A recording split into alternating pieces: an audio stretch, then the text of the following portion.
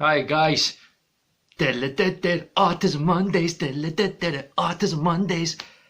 I'm keeping it. Right, so today, what I'm going to speak about. Today I'm going to speak about anxiety. Anxiety. Seems like everybody's got anxiety these days. Okay, and it's like, oh, when's the lockdown going to stop? Oh, they've not got any black bean pepper sauce in the Chinese. That's no anxiety, right? Yeah, it's like anxiety is day-to-day anxiety, right? Getting anxious about the smallest things. Of course we're going to get anxious about dying, and we're going to get anxious about fucking like getting cancer and getting anxious about people dying and stuff. That's normal anxiety. But an anxiety disorder is something that affects your day-to-day life daily. It's just constantly there. So for me, about my autism, I'm going to give you 5 trigger points. The 5 things that make me most anxious in my day-to-day life. I'm just Mr. Anxious fucking all the time. People look at me and thinking like I'm like happy-go-lucky. If I'm in the right mood, if I'm normally just grumpy, then I want to speak to people fucking like I'm down the road. But what makes me anxious, right? So in terms of my anxiety, number 1, travelling new places. If, for example, someone on the road was to change their roadworks and I had to go somewhere else, I'd freak out and I get so angry. So for example, me having to drive to Aberdeen, the cogs are going, I'm looking on Google Maps, I'm like, okay, I'm going there. Kind of you get most people just look at a map. I do the street view. It takes me about fucking 4 hours. Like, click, arrow, because I need to see it. So the thing is with my anxiety, if I've not seen something physically, I get very anxious about it, and until I've done it, until I've seen it, I'm fine. So travelling new places isn't good for me. So again, it could be getting on trains. So for example, me and my wife went to Liverpool. The stress that gave me going on a train. I was like the guy from The Undateable. 5 mile radius, it's a 5 mile radius. I'd be like, look, Paul, do you not want to go there? 5 mile radius. It's like, come on, we'll go somewhere in Glenrothes, because I've drove to Glenrothes. So if I've driven somewhere, but even like when I went to college and I had to go and drive to Glenrothes, that, I mean, honestly, the build up to that was, my dad had to do 3 separate journeys with us, him driving. It's like, right, Paul, you've seen it, right? You come to this roundabout and you do this and you go up there and you go up there. And he was fucking making an ass of it. He took me on a roundabout, a big massive roundabout in Glenrothes, and he's like, right, so Paul, we'll just go around here. Beep, beep, oh, fuck, I'm in the wrong lane. Oh, where am I going? Where am I going? Oh, okay. Right, okay, Paul. So you just go up there and go up there. Like, fucking even you couldn't do it. So, could go to Manchester, could go to Liverpool. I'll stress out about the train, I'll stress out about I've never been there, I'll stress out about like where we're going to go, what we're going to do. I don't know what it's like, but the people, like, I overthink absolutely everything. So travelling new places, I'm a nightmare with. Number 2, right? So, right, we're going to Liverpool. I'm going to Liverpool. Laura's briefed me, that's what my wife has to do. So she's briefed me on everything. So we get the train at that time, we got off at this stop, then the train's at that time, we go to that platform, then we got off there, and then it's a 5-minute walk, but we can get a taxi. There's a taxi rank close to there, and then from there we'll get a taxi to there, and then we'll go there, and then we'll check in, and then we'll sit there, and we'll go unpack our bags, and Laura has to brief me through absolutely everything. Now the problem is when something changes.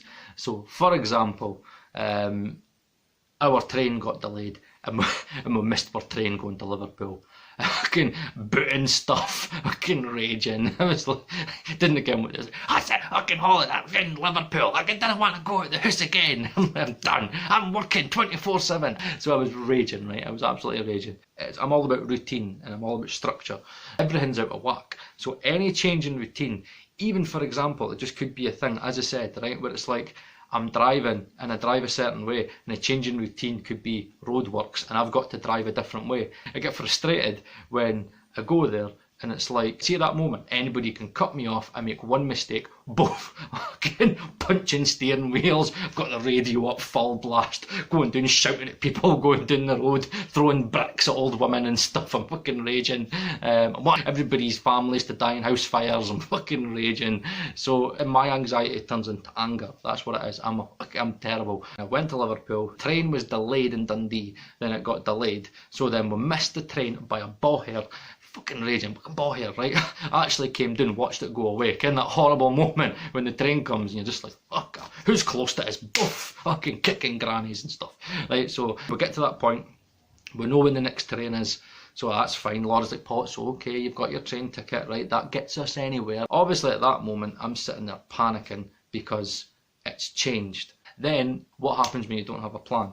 So when you've got to make an on-the-spot decision. Seeing my work doesn't bother me. Doesn't bother me because there's always a black and white. If I have to make an on-the-spot decision, there's a black and white guideline. That's what's great about work. All you have procedures. It's great, black and white. There you go. You can phone somebody. What do I do here? What do you think I should do? There's times in life where you have to make on-the-spot decisions and plans just go to shit. And it's normally left out to my wife, but there's times when she's stressed out and she gives Mr. Autistic, but I'm done. She's pissed off. She's walking away. She's booting cats, right? I'm like, fucking leave the cats alone. Fucking, where's the dog? Boof. I'm pissed off at her. She's pissed off at me. I'm booting dog. I'm booting everything, right? Fucking throwing old people out the road. I hate old people at this point, right? Fucking feel like, probably sound like I go about battering old people. So I'm raging, right? So it's on the spot decisions, because at that moment it's the anxiety if I make the wrong decision. You get a lot of people that are easy-ozy in life, where they can just go, come on, we'll just go on that train and we'll see when we'll get to that platform, we'll just see kind of how we got on. I can't do that. I've got to have a start and a finish line. So for example, there's times in our life where she's not got an answer and I've got to be the husband and step up and be like, right, there's a decision. That's very hard for people with autism, because I need to know what the next step's going to be. So if I've not got a start, a middle and a finish, then I'm snookered. So if I make a decision and it goes wrong, and especially if she makes the decision and it goes wrong, I'm either going to shout at her and I'm either going to get really, really angry at myself, and I'm going to be angry for the rest of the day, and I don't know what I'll do. I'll either do something stupid and be like, right, fucking, I'll just storm off someplace, or I'll say, that's it, I'm not going anywhere, I'm staying where I am, fucking whatever.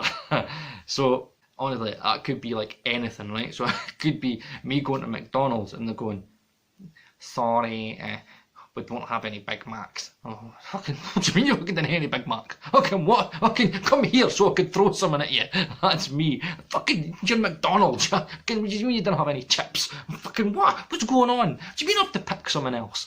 And it's just, normally just should be, you know what? Logically, oh, I like my chicken sandwich, I'll get a McChicken sandwich instead of a Big Mac. But at that moment, it's an on-the-spot decision, and the anxiety, it's like an erupting volcano, and it bubbles up and it bubbles up, and it turns into anger, and I flap, and I overthink, and I'm scared in case I make the wrong decision, and I just go, I end up getting something that I don't like, and I'm just like, no, venison, this is McDonald's, sir.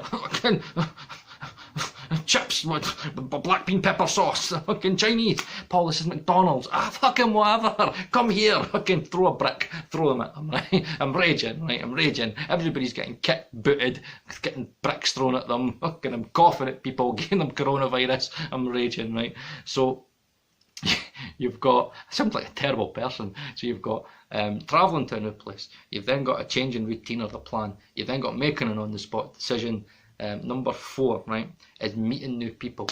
Now, the way that I work with my autism is, I'm an observer, right? As in my nursery video, I'm a creepy watcher child, right? I'm a creepy watcher. I sit and observe my surroundings and I don't say much. And then it's just like, poof. I just start coming up with mental stuff and I start slagging you. I'm not somebody that goes straight in. I'm not a kind of guy that's like, oh, hi, how are you? Weather's good, eh? I'm just like, I'm Paul. That's all you get. I need time for me to control the situation. Now, when I say meeting new people, right, you can go, well, how could you be a store manager? Very simple, because I'm in control of the situation. You're coming into my shop and I know the scenario. I'm in control. You're coming to me. I ask you what you're looking for. I show you about the shop. We narrow your options. There's a set journey and I follow that. I know what I'm doing. But in terms of when you're meeting new people, there's social etiquette there, and again there's a video that I've done for social etiquette, and I start getting worried about, right, okay, am I going to say the wrong thing? My wife's worried, everybody else knows that I've got autism, they're worried, and then it gets to a point at the end of the night where they're just like, fucking love him. Kind of, I remember like I met Laura's pals properly for the first time.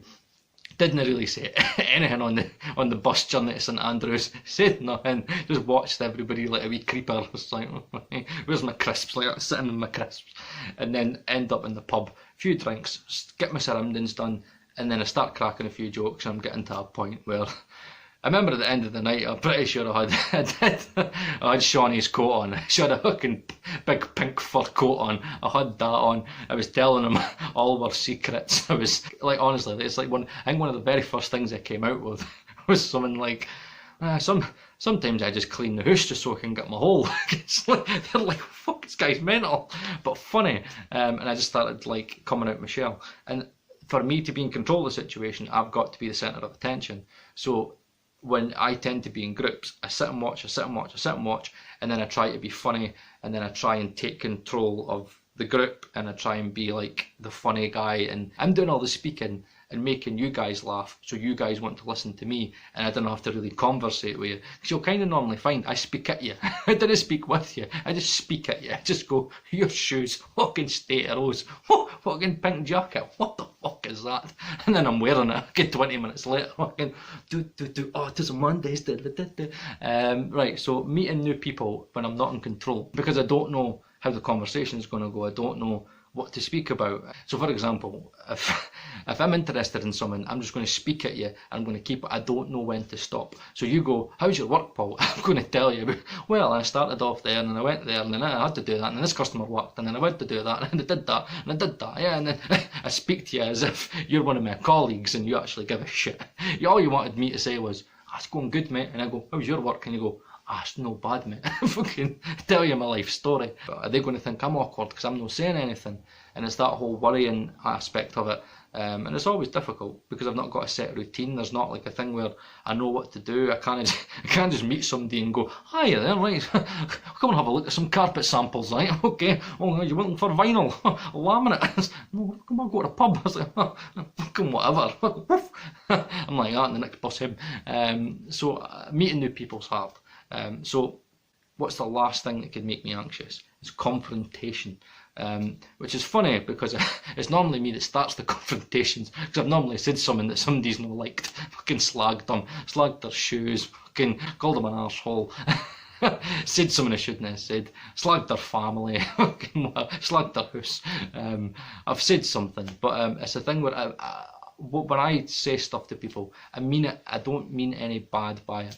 I mean everything in good fun. I don't mean to offend people. If I do offend somebody, I don't mean it. It's just my way of conversating with you. But there is time confrontation comes in. I wasn't brought up as a fighter, and my dad tried to shield me from that. He tried to be like, no, Paul, walk away from it. Somebody's giving you that, walk away from it. So I never got brought up fighting. Like, I've been in like 3 fights in my life, honestly. Fucking 2 in primary school, and 1 when I was blittered. Somebody hit me fucking when I wasn't looking at a New Year's party, and just fucking swinging, fucking blittered. So confrontation, I'm not very good at. I'm not good at if somebody comes to me and goes, oh, what about that? And it's more confrontation in terms of fighting. My dad always says to me, Paul, see if somebody bumps into you in a nightclub, Paul, say sorry to them. Oh, sorry, mate. See, instead of going, oh, fuck you then. Because came up, Paul, you went, there's going to be a time when somebody wants to bump into you to be an arsehole. And then guess what? You turn around and you go, sorry, mate. Catches them out of wares, and they don't know how to handle the situation. So there's kind of coping mechanisms that I've got, but I'm not good. If you come to me, you want to fight us, I'm going to try my best to try and get out of it. I'll flap, but I'll normally get cheeky because I don't want to lose face either, but I don't want to fight. And I hate it. But I never got brought up as a fighter. So again, I've never experienced a proper fight. So because I've never experienced a proper fight, I don't really know how it goes about. Maybe I could be a good fighter. Fucking, how do I know? I've never fought people. I don't like, and it's that thing where it's like you get people that got brought up fighting in schools and stuff, and it's like, oh yeah, fucking hard nuts. That's not me. I never ever try and start fights with people. It's normally people start fights with me because either don't like something I've said, or I don't like the fact that I'm in control of the conversation, or the fact that I'm quite well liked. I get that quite a lot. I'm a good laugh. I'll slag you, and I'll give you a ribbon. But I never ever go to a point where it's like I'm saying derogatory stuff to you, and I'm like trying to entice you, and I'm wanting to get a fight from you. That's what I'm not. I don't say stuff that could be misconstrued like I'm wanting to fight you. It's like I'm not daft. I mean everything like in good humour. So that's kind of the way I am. But that is anxiety. So it could be anything. It could be for me going to McDonald's and something changing, someone not being on the menu. Laura saying to me, right, by the way, see, after you pick me up from work, you have to then pick up such and such and then drop her off. And I'm like, fucking what? Where does she live? Would you not tell us? And it's that on the spot thing where I've got to think, I can got to go there, and then how am I going to go my way back there to there? And it's just changes in routine. It's again going, well, I've never met this person before, they're in my car, and it's like, I've got to drop them off here, and then I've got to speak to them, and I didn't want to speak to them, you didn't tell me I was going to have to speak to them, and I was going to go home, and it's that whole thing where that's what it's like. It's like fireworks, and it's one little thing, and I'm a nightmare to be married to. And my wife has the patience of a saint, and she knows my triggers, and she knows that I'm going to get by there. I keep on doing this with my hair, because I just came out the shower, and I'm just like, okay, this is the problem. See, having fluffy hair, right? Look at that. It needs a haircut, right? That is fluffy hair. Fluffy. Right, okay. I'll just hit it there. Right. So, I've edited the shit out of this video, by the way. You don't know how much I've rambled. So, guys, that's my 5 things that make me most anxious. And it'll probably be a good insight into kind of how a lot of autistic people struggle from day to day with anxiety. Their triggers are probably quite similar to mine, and it's quite generalised. So there's 5 things that make me absolutely anxious day to day. So thank you very much for watching, guys. Again, stick tight to the autism series every Monday. Autism Mondays, Autism Mondays. I'm keeping this theme tune, right? So remember, every Mondays I've got a playlist there, so you can, if you're new to the channel and you're new to my videos, there's a whole playlist so you guys can go through all the stuff through my diagnosis and stuff. And I'll continue doing this even when I go back to work. Hopefully it's not too soon, because I've just fucking painted the garden and I'm into the garden now. So yeah, I'm enjoying it. I'm enjoying lockdown, spend time with the family. Kinda, as long as I still get my 2 hours when Genevieve's napping, I could sit there and do my own stuff. But again, like, subscribe, and I'll see you again in the next video. Okay, see you soon.